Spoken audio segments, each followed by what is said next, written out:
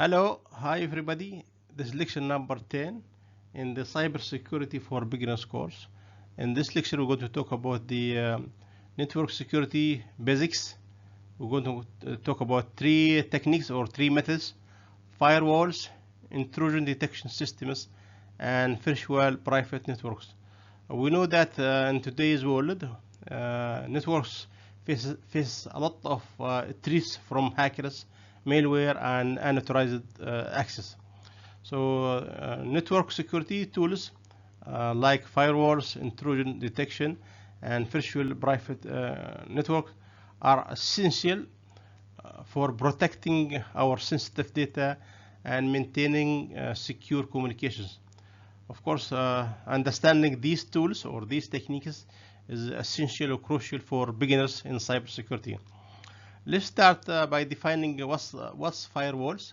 It's a security system that monitors and controls incoming and outgoing network traffic based on the predefined rules.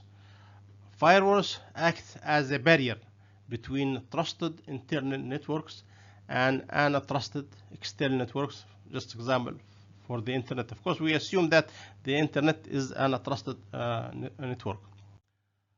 This is the types of the firewalls. We have three types. We have hardware firewall, we have software, and we have cloud firewall also.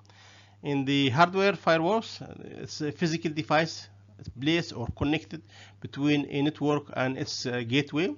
Like, for example, a corporate network perimeter firewall protecting all devices within the organization or the internal network. The software firewalls, it's application installed on the individual devices to monitor and block suspicion activity. For example, like in Windows Defender firewall, is already we know that especially in Windows 10 and 11, it's already built in Defender firewall. It's usually for a personal computer or personal devices. The cloud firewalls deployed in the cloud environments to protect cloud-based resources, for example, like AWS, WAF, or web application firewall.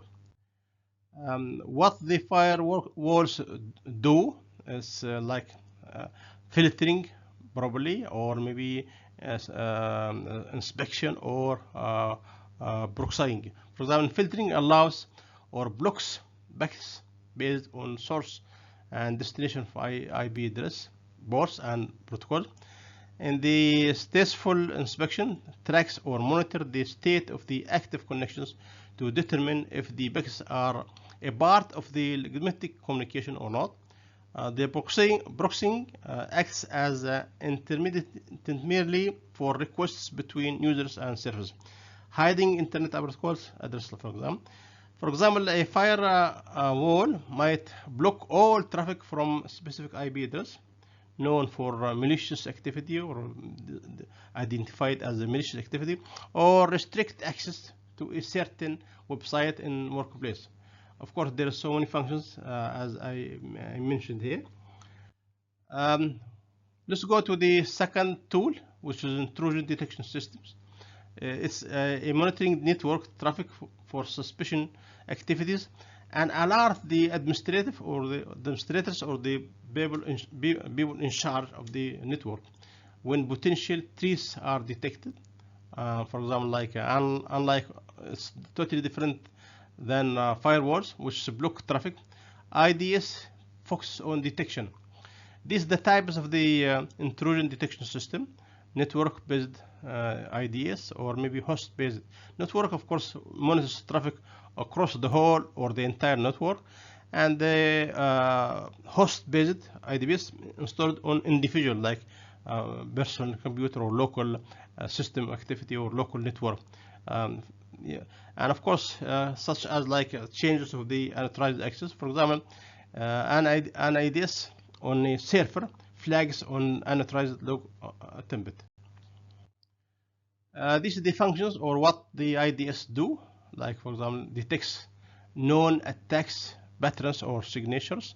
For example, identifying traffic from known malware IP address, sometimes known or listed up.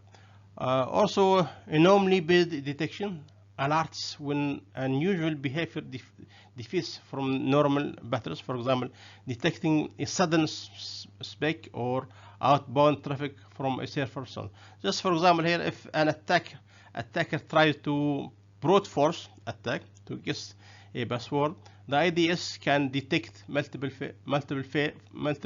failed login attempt and alert the security team. Yeah, somebody trying to trying with different password many times, and this is why we can say that the password can be only three tries only. The last tool is the virtual private network, which is very important, and it creates a secure encrypted connection between a user and a remote server. This helps protect data from being intercepted by attackers, or especially on public network. Actually, how it works is the encrypting data sent between the user's device and the virtual private network server makes the user's IP address also, making online activities more private, routes also traffic through the VPN server, bypassing restrictions or cause processes. How is used? I mean, used for secure communication, protect data on public Wi-Fi, especially network, from being intercepted. For example, using VPN in coffee or whatever the shop or mall, whatever it is. To usually people get connected, they get connected free, they connect directly in. So this is what the VPN do. So also access control enables the remote employees to securely connect to a company internet network. For example, a remote worker accessing a confidential company resources through like contracts that come from outside or whatever it is. Also, one of the users bypass geo restrictions, means allows users to access content not available on their region. For example, streaming a movie only available in another country by connecting through VPN server. So this is some of the benefits of the using VPNs, like as I mentioned earlier. So let's conclude here.